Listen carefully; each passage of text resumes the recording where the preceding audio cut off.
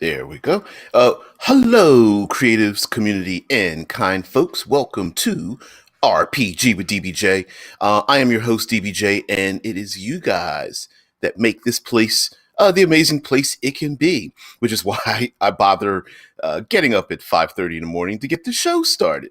And for those who do not know, unlike most other places on the interwebs, this show is a long form podcasty tri-cast show hosted by me on the internet with the greatest, most brilliant people in the interwebs. Now, for those who do not know, the show is simulcast on YouTube and Twitch, and the audio gets punched out to our own Discord server. You just look down below in the video, join our Discord server, go over, slide down to the boiler room, and hang out with all the cool kids because that's where we all get to hang out.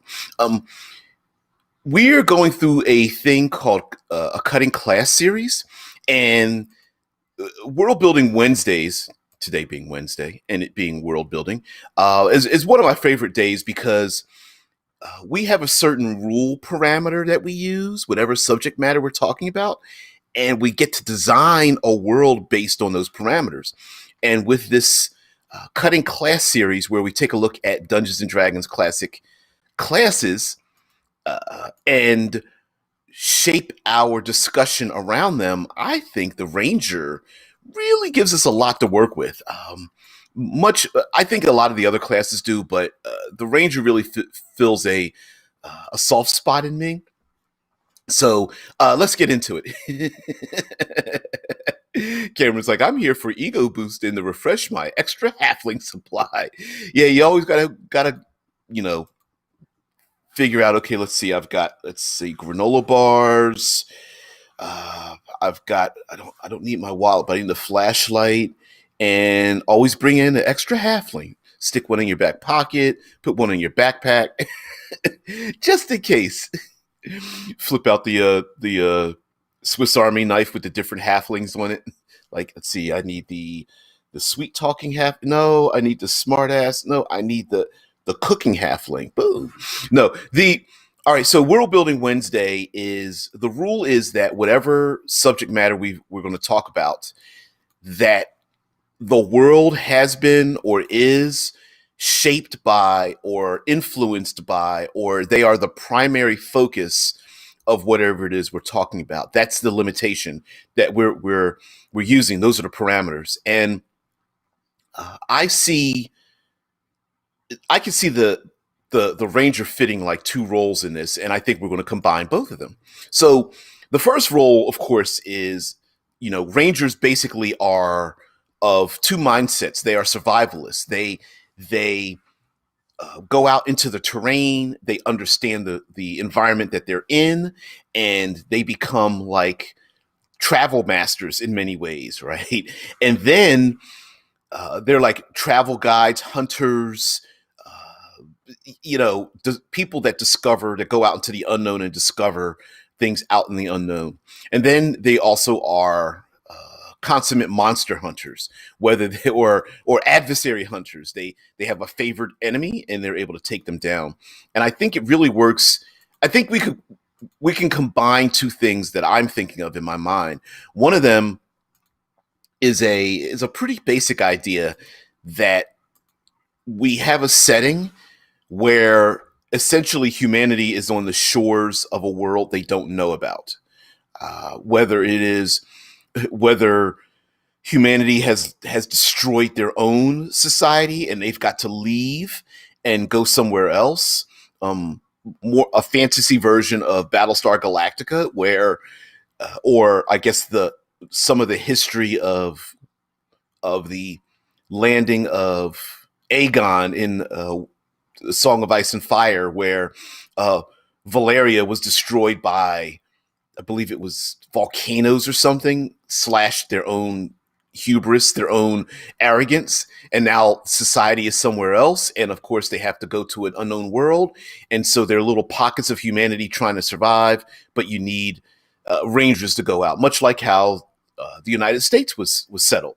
I'm also thinking that maybe people haven't left anywhere, but this was brought up before. Like maybe there was a vast war or a battle of the gods or magic got out of control or maybe all of those combined together, and humanity is living in these little pockets of where they always lived, and when they come out of their havens, their little holes, they brush the dust off of their bodies and look around at the world that they don't recognize any longer. The ranger is the one that's like, yeah, the world used to be a certain way, but now we've got to go out there and um, figure out how we're going to navigate the world. And to make the rangers the badasses that they are, in my mind, I'm thinking it would be cool for a favored environment to somehow in this world to be layered over top of each other in random and dramatic fashions. Like for example, if we take the classic, as rules as written ranger types where you have to pick like, oh, mountains or Arctic or desert or jungle or something like that, aquatic or what have you. I'm thinking that there's some kind of condition in the world that has layered a lot of this. Like maybe temperature swings are a big thing, or there are no periods of calm before the storm. It's always storm or more storm, right?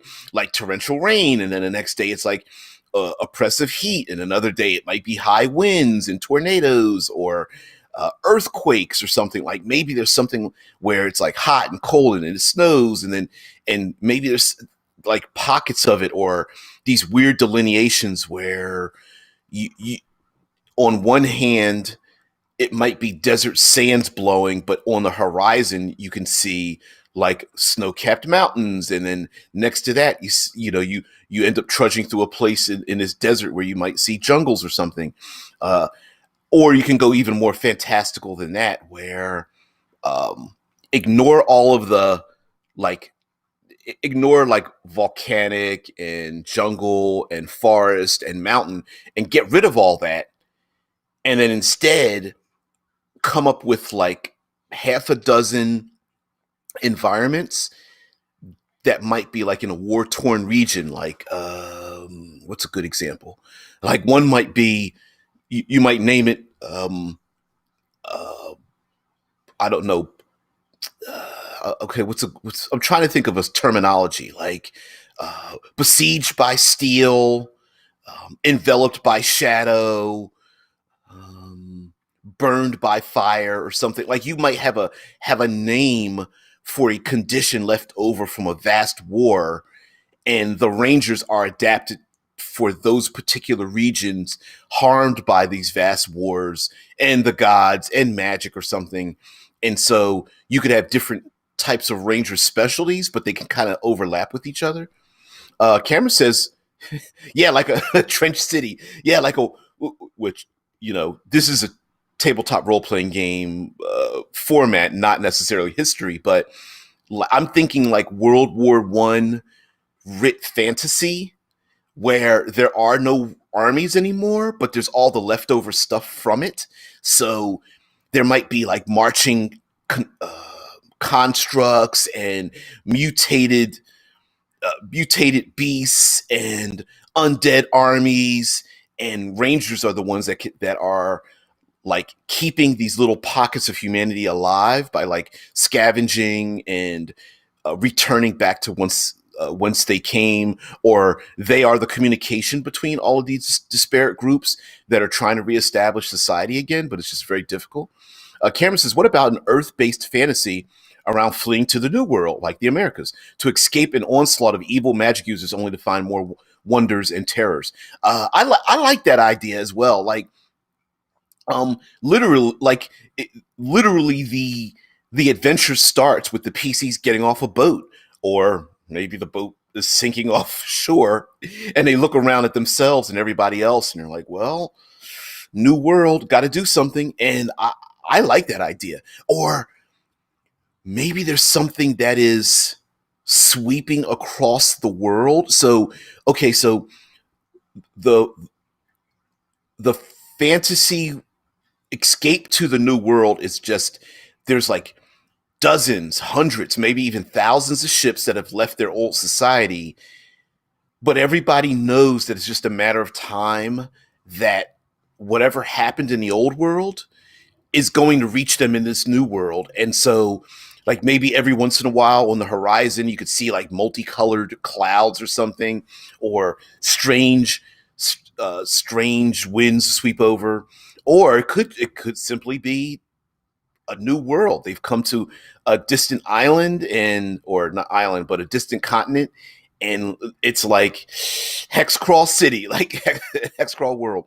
Now, what I would love to incorporate in this is um, a dependency or a responsibility that the ranger styled individuals are also like loyal to or needed to keep the rest of society alive, right? So they're the ones that have to go out to find clean water and bring back food and discover, like, literally starting from zero, where they may not know what's edible or not. They may not know about dangerous plants and animals out there. They may not even know about the weather, right? Like, for example, when during the age of exploration, when Europeans first found the Americas, I'm sure they were a little distraught between like Florida's very swampy maybe not jungle like, but swampy region, and the frozen northern regions, and the middle of the state flat regions, and so on and so forth. Like, there are plenty of peoples who live in tropic areas that are like, whoa, there's a lot of snow here and a lot of rain and other kind of weather effects. And yeah, I think that'd be awesome, especially if there's a need to keep track of everything that's going on. I feel like really delving into the ecology series. I don't know about you guys, but one of my favorite aspects of the old Dragon magazine. Now, mind you, it did go out. This did expand out into 3.x era, and some of it has been kept around a little bit in fifth edition. But there was a period of time where Dragon magazine used to put out an ecology series, and they would take all of the monsters. One by one, many of them classic, and they had an ecology built around them. And they would talk about their breeding habits and the locations you could find them, and the tactics, how they hunt, and if they had any kind of intelligence. They would talk about their social dynamic. Maybe even talking about why it is that you find different types of animals and creatures and monsters. And when I say ecology, like, they would talk about the ecology of the beholder, ecology of dragons, ecology of ghosts, and such. And now, when you hear ecology, you're often thinking like, you mean natural born ghosts? Like, what are they born from, like in eggs or something, or like little children ghosts? No, not like that. But yeah. Cameron's like, Acolyte Ranger, how do we figure out which berry makes you crap yourself to death? Experienced Ranger, that's what the extra halfling's for. I'm not going to try it. He'll try it. Halfling eats anything. Everybody hearing the halfling around the tree, like, grunting, like, like, oh, not going to eat those. Yeah. Oh, man. Anyway, that's sorry about the scatological humor, but yeah, the idea that the Rangers are pivotal in finding out about the ecology of things. And this is a great way to really, like, instead of using like standard stat blocks all the time, throw in a ton of like baby animals and hardy animals, and reskinning and reflavoring and repurposing those animals for other regions. Like, for example, maybe there's a difference between the forest dwelling owlbears and the Arctic owlbears that look like um, polar owls and polar bears combined, where they have some ability to, or greater ability to hide in the snow or something, or maybe there are, I don't know, mountain owl bears that actually have the ability to glide on the wind or something, and leap from cliff to cliff, or leap across the fjords, or valleys or whatnot. Or maybe there are maybe they're expert at climbing. Like, you could really take the idea of maybe getting a list of different capabilities, using ecology to describe more and more about them. Like, maybe there's a natural displacer beast, and some displacer beasts are born with more tentacles, and they happen to be the alpha of a group. And if you see one, that means you're going to see at least six more hanging around. Also, following like migration, the migration of herds, or avian creatures flying overhead, or um, let's get back into the scatological idea. Depending on what animals eat and what creatures deposit somewhere, might give the rangers clues as to other dangers in the area. Like, uh, if certain animals are eating things and it's causing them, some kind of problems with their bowels, maybe those berries shouldn't be eaten, even though they smell really good, because they can see the piles of scat around that are, worm infested or something of that nature. Also, um, embracing the exploration of a thing, right? Like, for example, finding a plant that has extreme healing properties, or anti venom, or disease resistant properties, but you can't get it back to where you are. So now you have to protect the villagers or the survivees that have come from the new world, escaping those magic users, right? And then bringing them to the safe places where they can maybe expand. For some reason in my head, I'm trying to figure out, like, once society creates industry, it's very difficult for them not to keep creating industry. So I'm thinking that there's something in the world that prevents large groups of society to entrench themselves. I'm not sure what. Now, it could be something arcane, like um, terrible storms, or uh, beasts that are so violent and dangerous that, trying to create a city state is just extremely difficult, or the safe places are rare. It's very difficult to, like, entrench yourself in, like, jungles that keep overgrowing, despite all the times that you hack down all the overgrown foliage and kudzu and all that kind of business. Or there are raging storms and bolts of lightning that are too close to home or something. Like, I'm thinking of, like, a need to have to keep moving. Maybe the seasons are just quick to come, and they're very dangerous.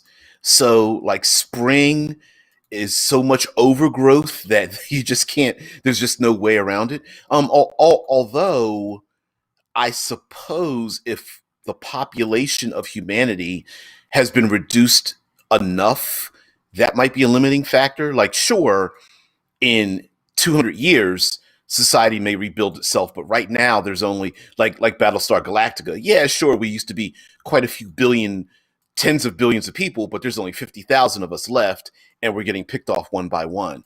So maybe it's something of that nature. Like, there are enough people to maintain humanity, but not enough to rebuild society the way it used to be. Also, it could be that whatever happened back home in the old world split up. So one of our world building rules also is to incorporate, like, how do we incorporate the other classes. Now, I maybe this is something I haven't mentioned before. Yes, I understand multi-classing is a possibility, but multi-classing is also an optional rule. Yeah, I know, I cussed. It's an optional rule, and I prefer the idea that without multi-classing, how do we fit the other class features, other class options into this world that we've created. And the way I look at it is maybe from the old world, using the classes as like uh, political or factional ideals, that's how humanity has split up. So maybe there's large in a totality, humanity might be very large in the millions, maybe, but factionally, they've all split up. For example, in the New World, fighters represent military expansion. So one faction of the old world is like, hey, in order for us to survive, we're going to have to like militarize ourselves. And so they've broken themselves into, like a military style structure.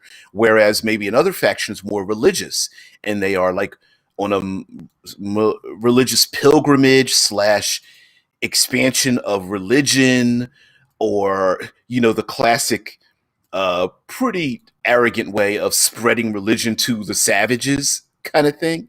Um, Another group might be related to, oh, I don't know, like rogues. It could just be black market criminals that have escaped slash been released from prisons to go to come to the new world to establish themselves, and engaging in maybe a little bit of the piracy as humanity tried to sail across a vast ocean, to settle in a new land.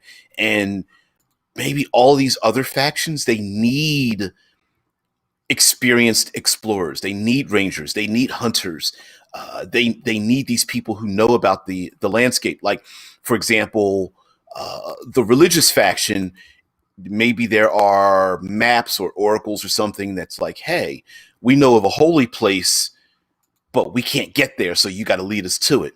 Or military, a militarized organization. Hey, we need frontline scouts. Uh, we need people on the forward line to scout ahead for us, so that when we get there, we can entrench ourselves and make a camp and stuff to spread out and defend our uh, pocket of humanity or something. Maybe there are the black marketeers, right? They need to move ahead. And so instead of rangers might know about particular regions rather than particular biomes. And yeah, maybe black market criminals is wrong. It's an oxymoron, but yeah. Rickard says black market criminals. Is that dodgy version of criminals you can buy on the black market because even normal criminals won't deal with that type of criminal? Sure. Yeah, I will do anything for crime, but I won't do that. I like to buy, sell, and trade some black market criminals. Maybe it's those pocket halflings we've been talking about that are like, we're sick and tired of this. I want to be in somebody else's back pocket. No, no, I know. I that was a those are Freudian slips I've been making. No, there may be like enclaves of criminals, and one great thing that might be happening in this world of exploration is that this might not be a single event, meaning that over time, more and more people may be landing on the shores of this new world trying to establish themselves, or maybe very far to the north or to the south along this giant coastline, more and more people are arriving through choice or force, right? Storms toss people there, escaped slaves, criminals that escaped a certain thing, religious people escaping prosecution, with a wizard's type that, despite the fact that maybe all of us fear the Council of Seven Wizards that caused the cataclysm in the first place. And maybe there are other wizardry types that are still practicing under the trying to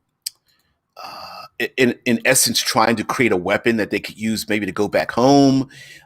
Much like the United States was settled, it wasn't the minute people got here, they didn't consider themselves Americans. They were British colonists who had their own ideals, and so there might be this push and pull, this tug of war between wanting to return back home and staying here. And yeah, like Cameron says, Jedi fling Order 66. Yeah, I mean, absolutely. Maybe there's Ooh, maybe along with magic, these tyrannical wizards in the old world, going back to the Council of Seven, maybe they enlisted the aid of agents like shape changers, doppelgangers within the midst of society. And humanity tried to run, but maybe some of those doppelgangers have arrived, have landed here in the new world, and you don't know who to trust. But at the same time, people were just like, I just want to live my life. and and at the same time, the Rangers are both exploring the outer world, but also they need to investigate their own inner world, to eliminate the, like the movie The Thing, right? Or like the Order 66 from the Jedi fleeing.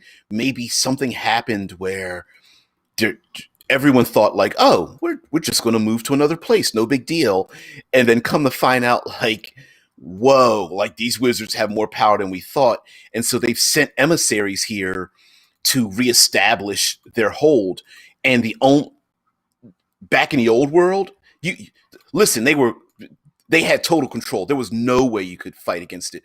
But maybe in this new world, with guerrilla tactics, hiding in the in the brush and discovering the new world, and the fact that the wizards' emissaries are fewer in number because they have to travel so far, or there's a tenuous link because of the distance. Maybe the Rangers now are able to uh, quite handily defend the population against them. So every time something lands on the shores, the Rangers that are like really skilled at getting rid of, like, I don't know, the doppelgangers or whatever is infested or something, they're like, all right, got to get to work and beat their asses. Um, yeah. Rigger says, or is it black market criminals are the good guys who commit crimes against the black market? Ooh, ooh, that's kind of a cool idea of uh, like, what do you consider a criminal? Like, are the good guys committing crimes because, like a rebel, like the Rebel Alliance, right? They are the criminals, and they have to fight against the oppressive government that's trying to find them and bring them back into the fold. Another possibility in this world is it could be something more benign, where originally people left the old world, sure, it could be damaged or destroyed or something, and came here with every intention of, oh, we're just expanding the empire. And then the people got here and looked around and was like, F that. I'm not listening to the old ways. I'm going to, like, for example, maybe there's a very strict uh, hierarchy in the old world. Like, hey, if you were born low blood, you're always low blood. And when they got here, they were like, no, we're going to make a merit. Uh, um, we're going to use merit to decide who gets to lead and who doesn't, and we're going to ignore the blue bloods and things like that, right? And that may be it might be like a combination of rethinking new ways of living versus the the entrenchment of the old ways of thinking. And so the Rangers might both might it's like they both need to expand out and protect their borders at the same time. So I like that. Ricker says a slang term, instead of calling the city watches here, they call the watch out for the black market criminals. Oh, um, that might be different. Like, maybe there are these brutal criminals that have been enlisted by the old world to come to this new world to kidnap their people, murder them, assassinate them, and the Rangers are here to protect society from these individuals that are using like bribery and theft and interrogation and intimidation to get people who are living in the new world to follow the rules or come back home or uh, become recruited into as an agent from the old world or something like that. Like, that would be pretty interesting. Where, for example, all the other character classes have like thrown off the shackles of what they used to be. Like, could you imagine, um, you know, uh, metal cladded paladins from the old world with banners and the classic lancers and horsemen and cavalry and cavaliers. But when they get to the new world, of course, none of that works. So the new paladins in this world are more ranger like. Like wizards in this world might be very much ranger like, where instead of clerics having big giant churches, clerics and druids are kind of like the same thing. Um, just statistically, they may be different, but practice wise, they may be the same thing. Like paladins might use spears and daggers and crossbows in this world.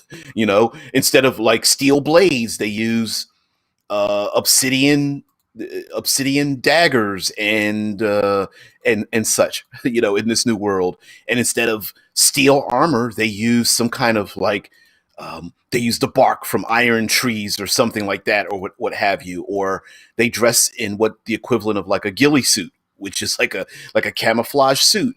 And the rangers are the ones everyone looks to in this world. Cameron says the Rangers would probably be the ones to make first contact with Native people, so they would need some creative social skills and a thing for languages. Oh, hell yeah.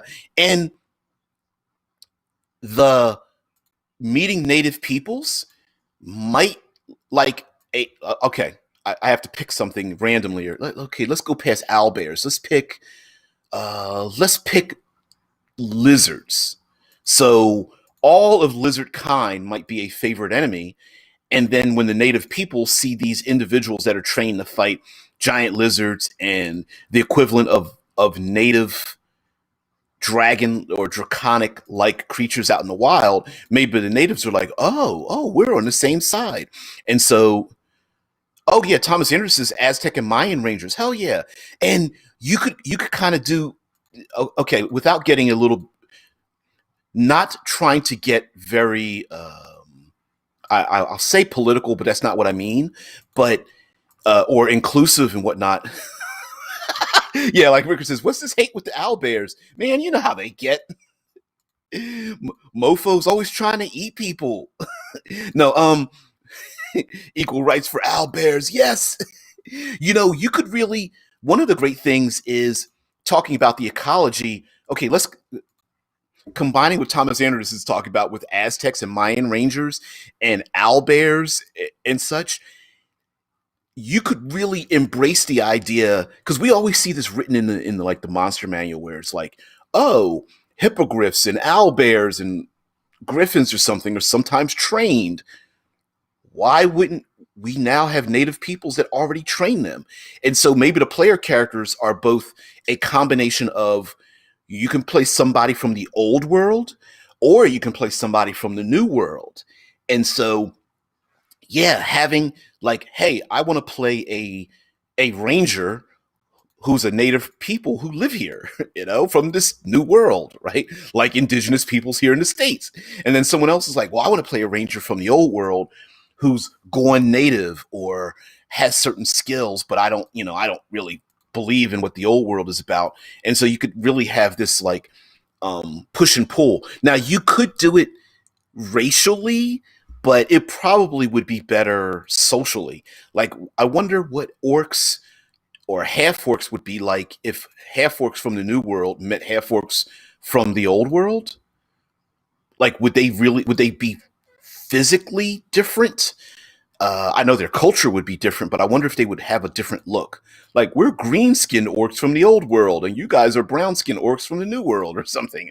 Or you don't have to go that literal, but you could even make it even better. Like, the old world, we used to kill owlbears all the time, and in the new world, like the Aztec and Mayans are like riding on the back of owlbears through the jungles. Like, what are you talking about?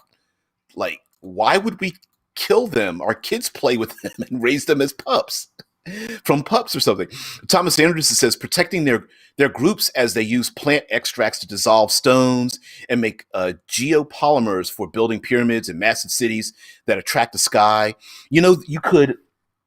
There could be factions or groups that use, so internally there's no danger for them, but externally it could be very lethal for other peoples. Like for example, um, like Thomas Anderson is talking about, like using extracts. Maybe internally they're just like, oh yeah, we use plant extracts all the time, but externally they're like, why are they messing with that lethal poison all the time? Like you shouldn't be eating or drinking that. Like the owlbear, the ones that are synergistic with owlbears might be very, it's like no big deal, but for everybody else those owlbears are like, you better step the hell off. Like, step off, mofo, we will kill you.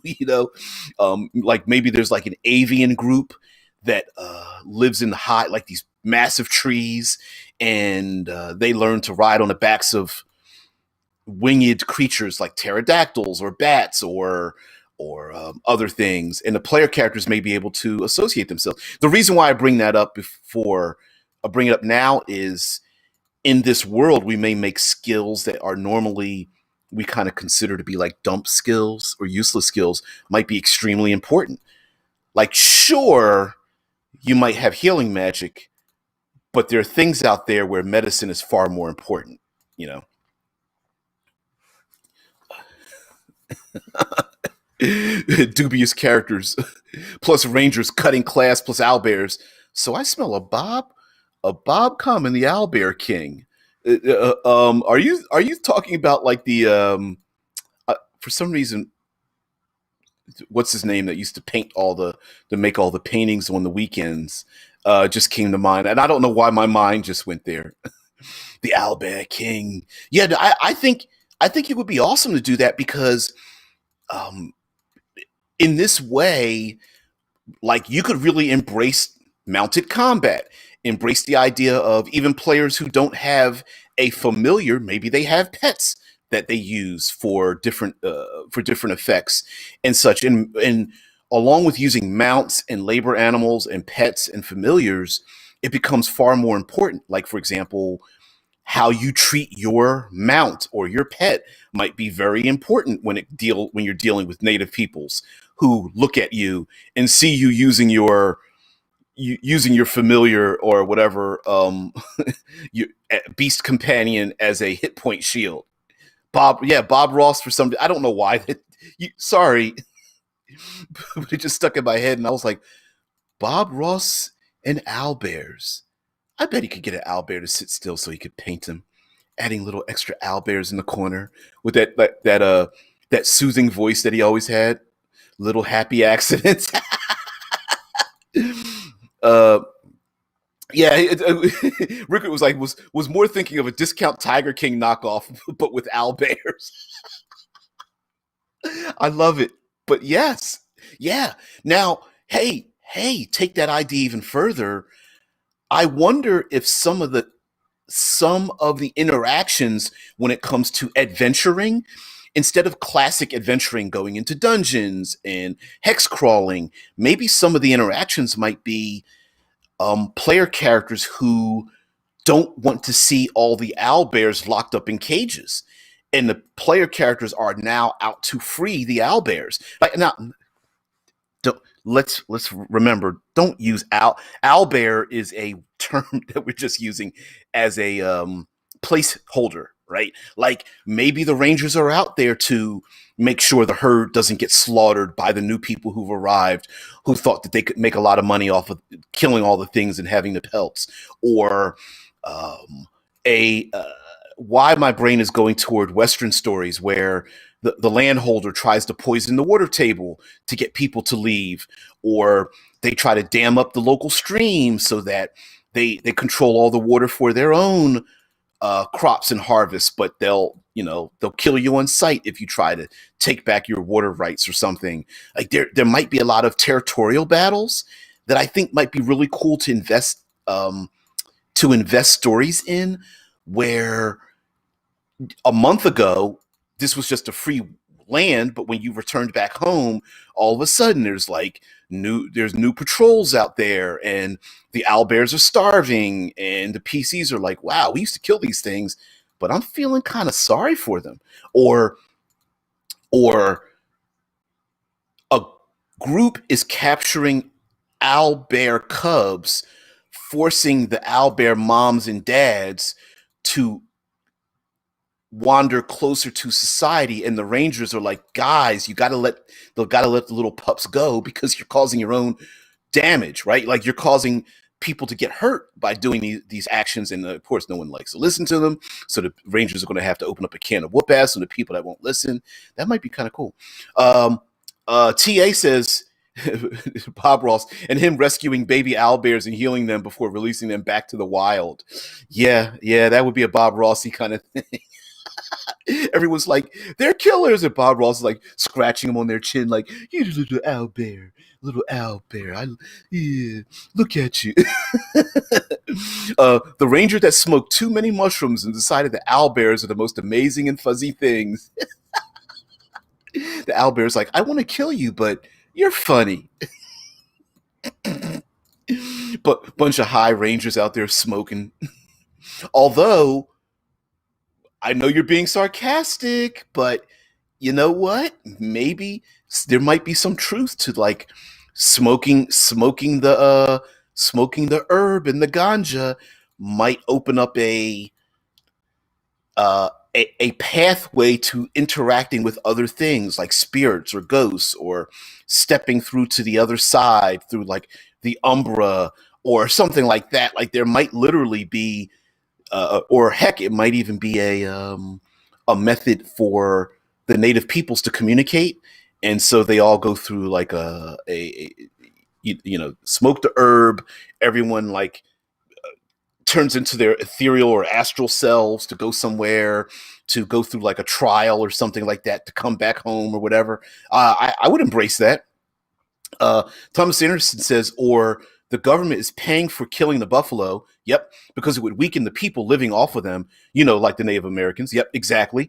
And the player characters could be the ones who are like, wait a minute, like, I, I understand you want us to keep our people alive, but literally, like, destroying the entire herd, like, seriously, I ain't doing that. Cameron says the Rangers could be going up against other Rangers, like in Jurassic Park 2, where one group is trying to capture beasts and the other group wants to stop them via sabotage. Oh yeah, like, and mind you, this doesn't have to be a Ranger world building where it's all ecological, tree hugging. It could just be a matter of like, there's just a better way of doing this.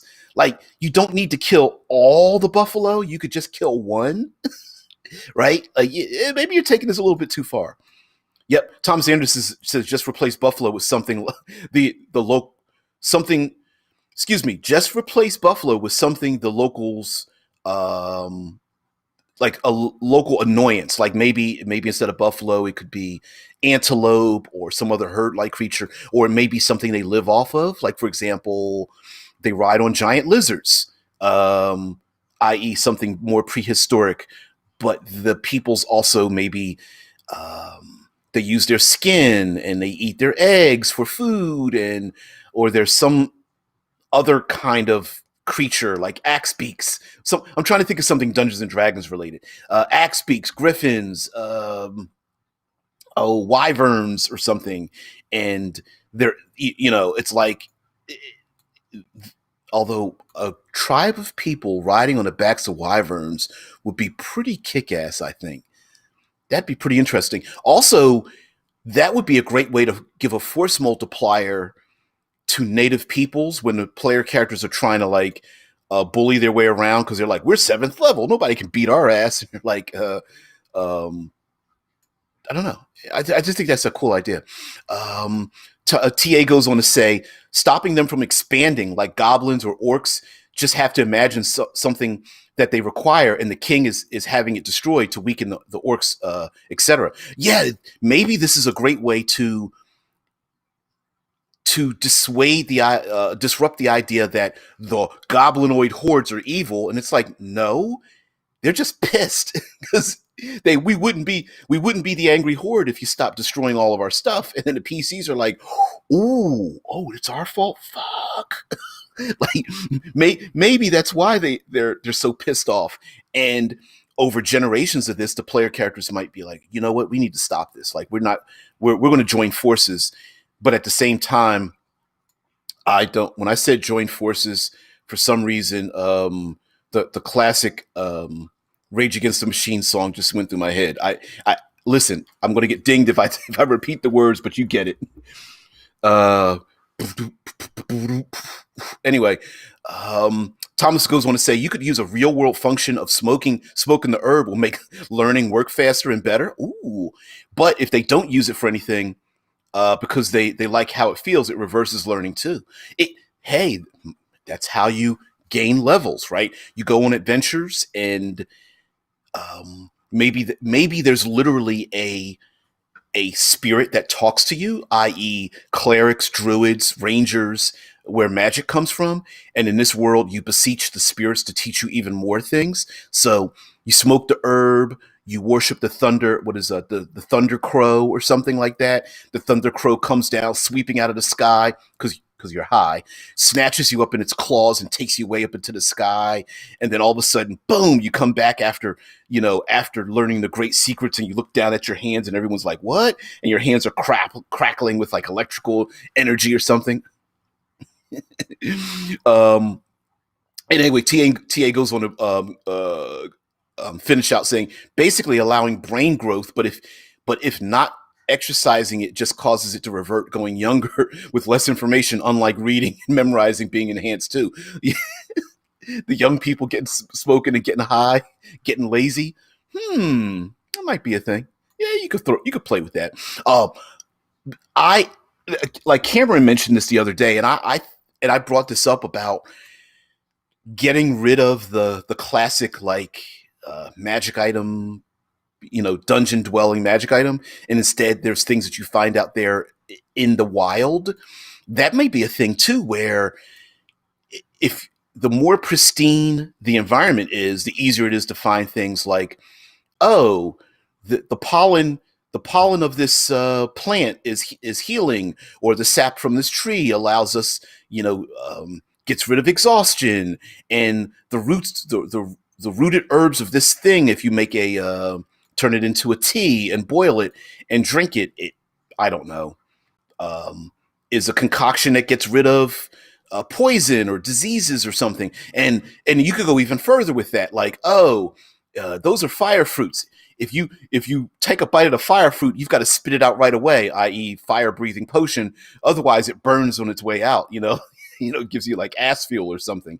And so there might be natural things you can find out there in the wild, like a wizard in this world who wants a magical staff breaks a tree limb off of a certain type of tree, and that tree limb becomes a staff, i.e., maybe for a very short amount of time because they broke it off of a living thing, or they find a specific tree that grows in a particular area, or they beseech a certain spirit or something, and that spirit pointed out a particular tree that found this, tree branch that fell off, and they grab it, and then, oh, it's a staff.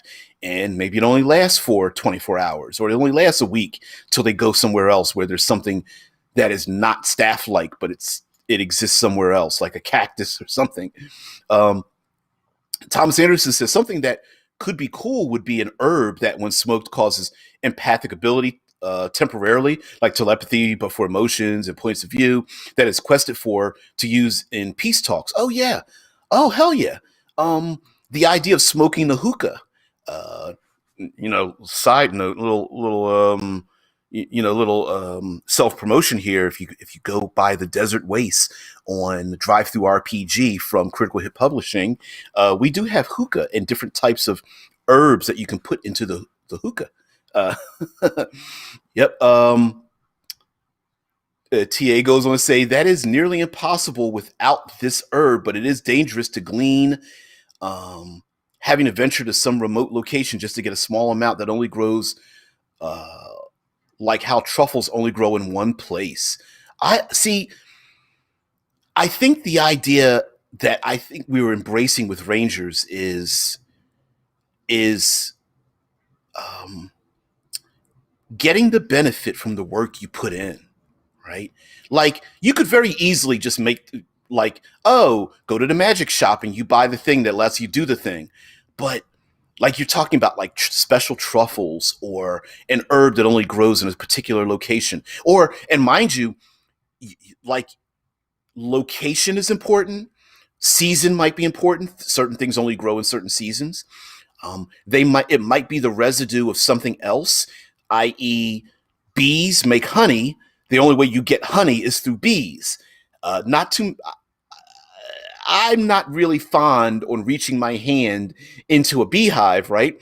But if bees are the size of ant eggs, spitting out acid, poison, and stuff, and a beehive is the size of a small keep, and you have to go in there to get it. So it could be the residue of animals, whether it is their skin, their seed, their effluvia, seeds, eggs, skin, venom. After killing it and harvesting its internal organs. When it comes to plants, you've got roots and seedlings and pollen and bark and leaves. And so season might be a thing, time of day, solstice equinoxes are a thing, um, not just location, but the confluence of a number of different things. Like, for example, it only grows at high elevations on the northern side, like a moss, or we talked about those the butt weasel coffee, right? The tree cats, tree marsupials or whatever they are that eat the coffee beans, and because of the interaction with their internals when they crap out the coffee beans, they are more likely to have the taste that you're looking for. There's or like a purple worm that digs through the subterranean realm that eats something and extracts it. Maybe there are animals out there that you can't kill. It's melange. It is worm feces. And so maybe there are other animals out there that do a thing, right? Like, hey, the only way to really cultivate this stuff is to place it in the nest of a griffin. And the griffins are like, I don't want your human smell being up in my nest, but maybe to get it to where it needs to be, you got to put it up in between the eggs of a griffin's nest and let it sit there for 6 months or something. Purple worm, purple worm. Do, do, do, do. Purple worm. All I want to see you. All I want to see you. Purple worm. Punch a higher plane. Mm-mm-mm. 2000 parties over. Oops, out of time. Thomas Anderson says you could imagine instead of smoked herb, it's honey made from a special flower that only giant bees can use because regular sized ones die, and using it directly kills too. So it's made into honey. You know what? There are people who make different types of honey by planting flowers, a certain type of foliage near beehives to get the honey to taste a certain way. That's a real thing. That would be it. See, all of this just makes me think of the benefit of working hard for the thing, right?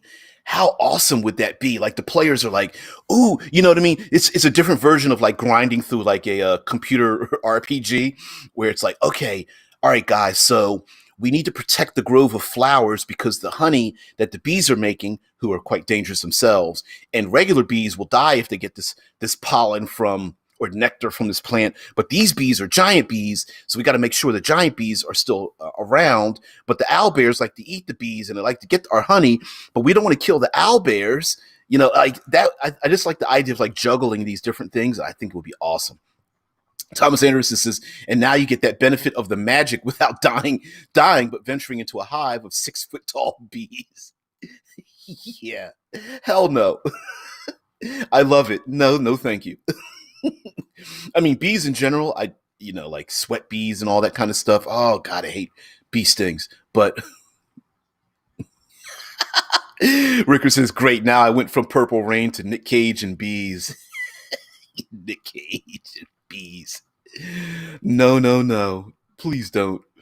Cameron says, I like the thought of rangers going into giant hives to get honey like some badass Winnie the Pooh. Oh, hell yeah.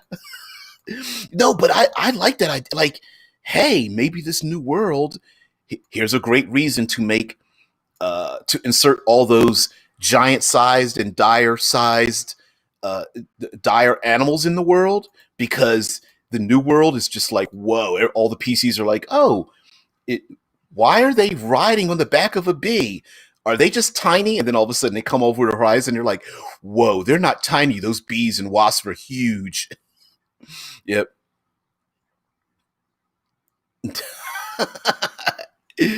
Oh man, Cameron's like, do you think Tatooine needs some murder hornets? Hell no, but it sure would be awesome. There's I just I think the because tomorrow, of course, we're going to talk about. I know it's freaking 6 in the morning, at least my time on Thanksgiving Day is kind of a weird thing to do, but many of you are not here, so that's why. But yeah, tomorrow we're going to talk about like embracing that exploration pillar of it, and I think it would be kind of cool, as kind of what Thomas Anderson is hinting at, is that okay? So let's say the players do find the giant, the special honey from the giant hive of bees. Now they get to record where it's at, where they are, some of their ecology, and maybe the players have to go back there again. Like it might not be a one and done, right? It's the oh yeah, I know where the bees are at, and I know where the owl bears go hibernate, and we know where the tribal people go. Or oh, they're leaving for the summer, so they're going down south.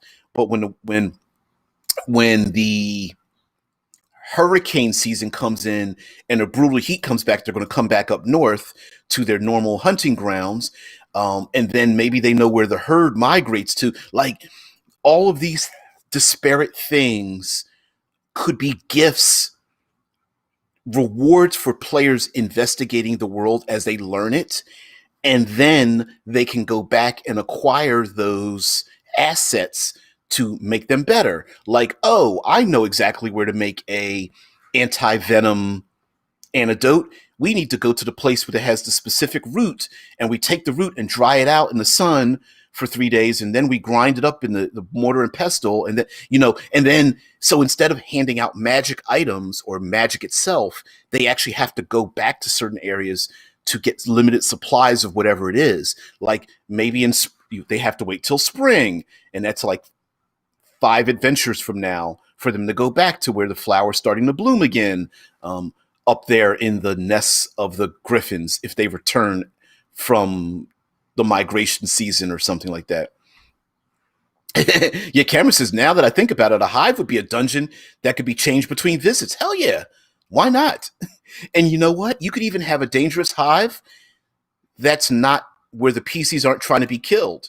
Like, could you imagine the insects are like, okay, first of all, maybe the players need to do a thing. Like, we know that smoke pacifies bees. So maybe the player characters have to use torches that elicit a certain type of not essence. Wow, my brain just farted.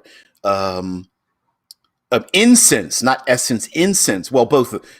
The incense creates an essence that pacifies the insects, and maybe the insects are like trying to grapple the PCs to put them inside of like the honeycombs or something, or they're trying to drag the PCs to the queen as like some weird form of gift or something like that.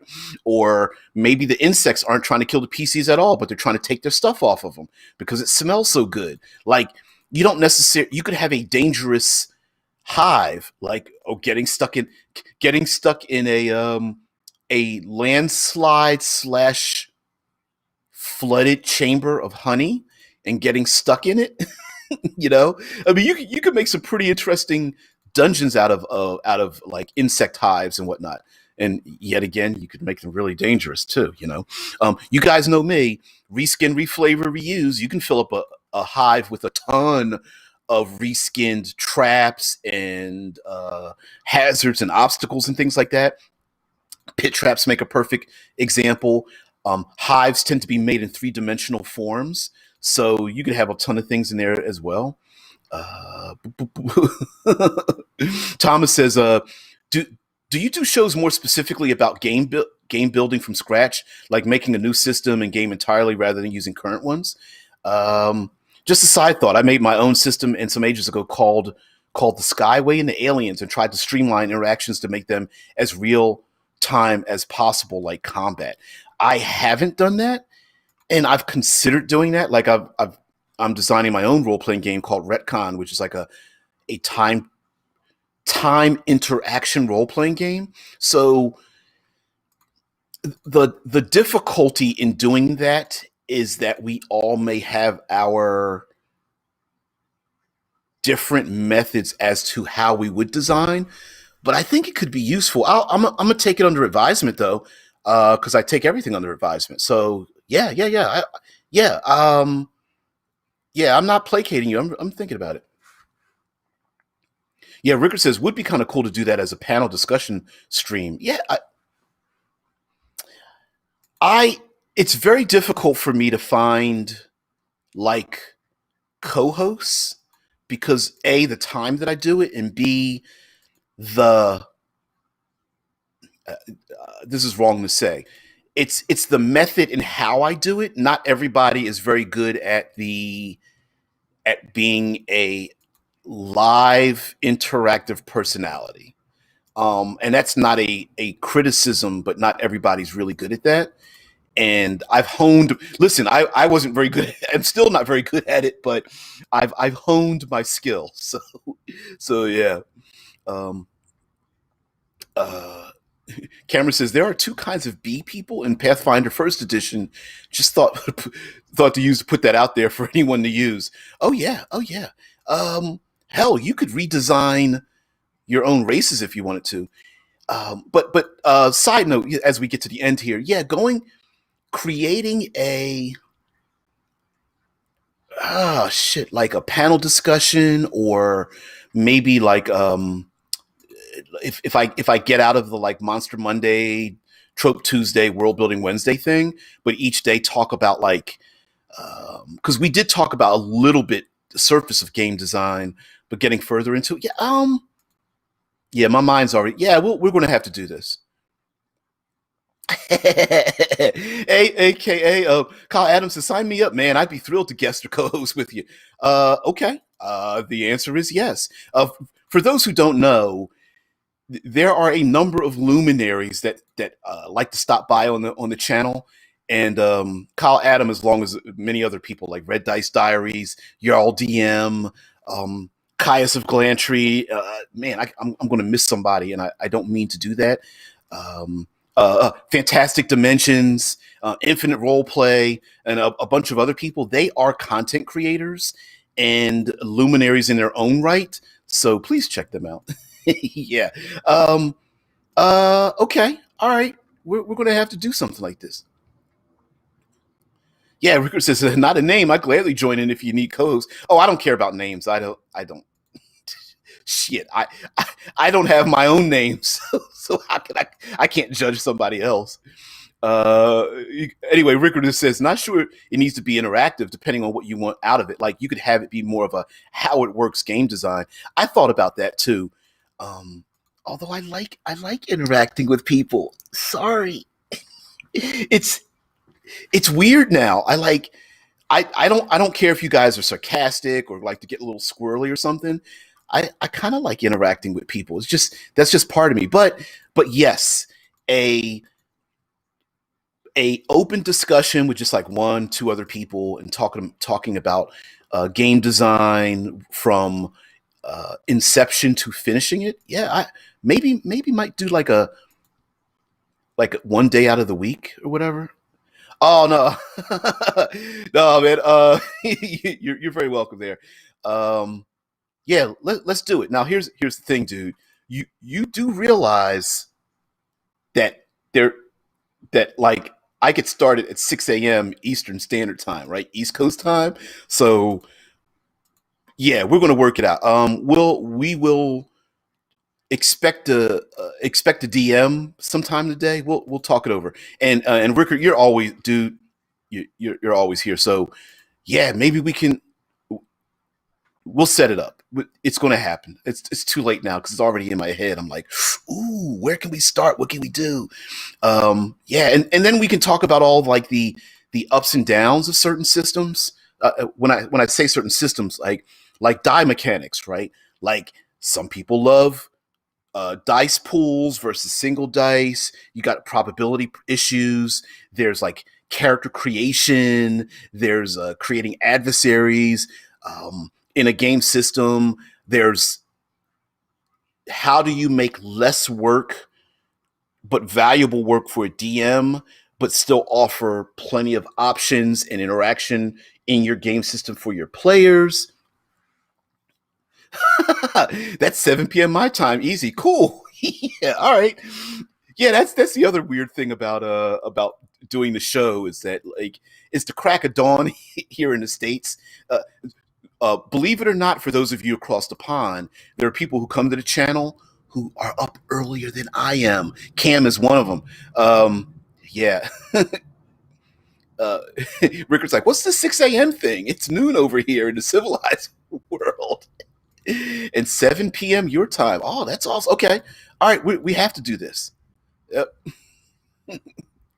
TA is like basic D&D combat versus Rollmaster systems combat. Listen, I don't use that kind of language with you. Rollmaster. Break out the hey, at least we have to give it to Rollmaster. It's not as bad as that game Fatal. I yeah. Yeah, you mentioned the R word. Yeah, Rollmaster. Break out the sheets. Roll D100, D1000 or something. You stabbed yourself in the eye. Roll to see what pops out of your brain. You know what I mean? You gave you extracted a hernia or something. I don't know. It's kind of weird. Yeah, yeah. Yeah, Cam is up earlier. I think the earliest person I've ever had on the show was someone in Hawaii. It was 6 a.m. my time and midnight theirs. I think that's the early and someone lived in Arizona. It was 3 a.m. for them. Yeah, that's crazy. I don't know. That's just crazy. Although I think it's Scott Poe was in Arizona, and I think he was getting off of work, so he had an excuse. Uh, Thomas Anderson says basic D&D plan for 5 to 10 minutes for a quick battle. Rollmaster, though, prepare for several sessions for one several sessions. Several sessions for one quick battle. Shit. Anyway, guys, I'm running a little late. I got to get out of here, but yeah, we'll do this. Here in the States, it's Thanksgiving, so it's a major holiday. So while I will be doing the show, many of you probably will not be here, which is perfectly fine. You guys go ahead and um, enjoy yourselves with your family and your friends and sleep in. But the show will go on as usual, which is why I broadcast on holidays, because it's not our holiday seasons are not universal around the world. So don't worry about that. But yeah, uh, Cameron says, I find writing a consistent system for foes and monsters to be difficult. And how do you even estimate CR for a CR system?